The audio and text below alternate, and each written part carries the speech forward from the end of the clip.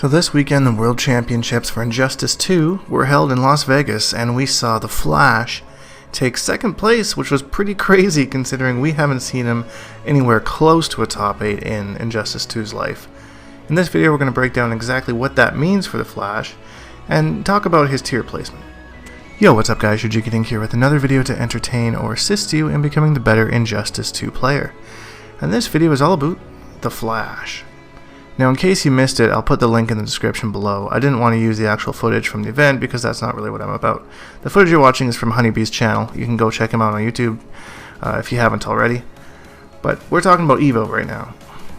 So to really determine a character's tier placement, most people have agreed that it depends on the matchups.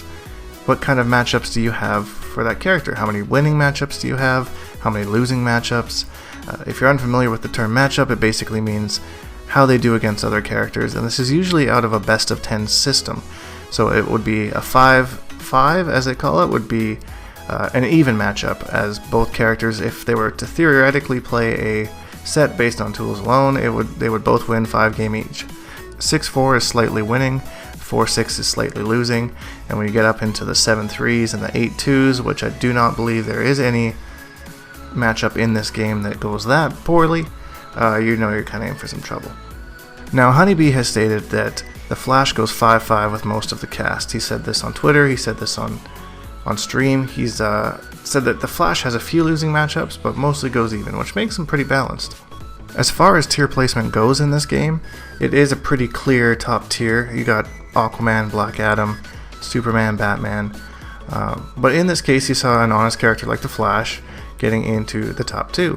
So does that mean that Honeybee was wrong? Or is his matchup chart wrong? Was he just underestimating himself, or maybe giving himself some sort of a cop-out? The short answer is no, I don't believe that at all. I think it's perfectly acceptable for a character that has 5-5 matchups all across the board to be as successful as Honeybee was this past weekend. And we saw a similar thing happen just a month ago with Scarecrow, who a lot of people actually wrote off as being low tier as well. And then White Boy comes out of the blue and wins the entire tournament against some of the top names in the business. Now that's an interesting thing to point out as well, because there weren't any Scarecrows in the top 8 at EVO this year. There were a few of them scattered around the top 32, but none of them made it far enough to get to the top 8. And I think that's an important thing to understand, is just because a character has success once doesn't mean it's consistent. It depends on how a person is playing that day, what kind of bracket they have, the matchups that they meet, and etc, etc.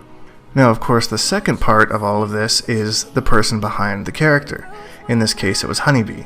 So, Honeybee, in my opinion, is one of the top players on the planet. I have an immense amount of respect for him as a player and as a person. In Mortal Kombat X, he had great success with Swarm Queen D'Vorah, who had some extremely tight execution. And he's been in enough situations where he can play confidently under pressure. One of the things that make Honeybee stand out to me is his immense matchup knowledge. He grinds a lot, and he makes sure that he knows every matchup inside and out. And that can really change things in a tournament setting. Even if you have a losing matchup as a character, if you know the matchup better than your opponent knows, they might not be able to take advantage of the things that your character lacks, thus making it almost a winning matchup for your character. And Honeybee is extremely good at this. And that brings me to another issue that people talk about a lot when it comes to tier lists. I see people who are maybe Captain Cold mains. Yeah, I know I pick on him a lot on the channel, but it's true, Captain Cold isn't the best. Same with Swamp Thing, and people say, well, I win matches with Swamp Thing all the time, or I win matches with Captain Cold all the time. You can't be that bad. And to that I say, you don't give yourself enough credit as a player, my friend. You take a character that on paper, and everyone can clearly see the frame data, the matchups, you take a character that is just not very good, and you make them work. That is, take your props for that, man. I mean, by saying, oh, I win games with him, that means he's not a bad character, you're giving all the credit to the character and none to yourself as a player. So you have to make sure not to underestimate yourself when you're really thinking about your character. Give yourself some credit, say, you know what, my character isn't the greatest, but I'm able to make great reads and I know where he shines, and I take him and make him look the best he can. So my personal opinion, is the Flash top tier? No, I don't believe he is.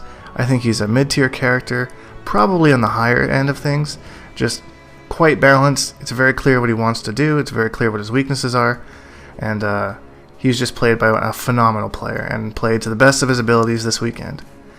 But that is just my opinion. What do you think? Do you think that this character is broken? Do you think he should get some sort of nerfs? Do you think if he gets a buff that he'll be top tier beyond belief? Or do you think that Honeybee is just that good? Post in the comments, let's get a discussion going. I hope you all enjoyed EVO, and I apologize for the lack of content over the weekend, as I kind of made a last minute trip out to EVO. I didn't really expect to go, but I didn't have any videos prepared while I was gone, so I wanted to make this one because I thought it was a really interesting topic of discussion for everybody. So I hope you enjoyed this video. If you did, leave a like because it really helps me out, and subscribe because we make videos every single day when I'm not at EVO. Oh, sorry. Hashtag Bonehawks and all that stuff, and we'll see all you guys in the next video.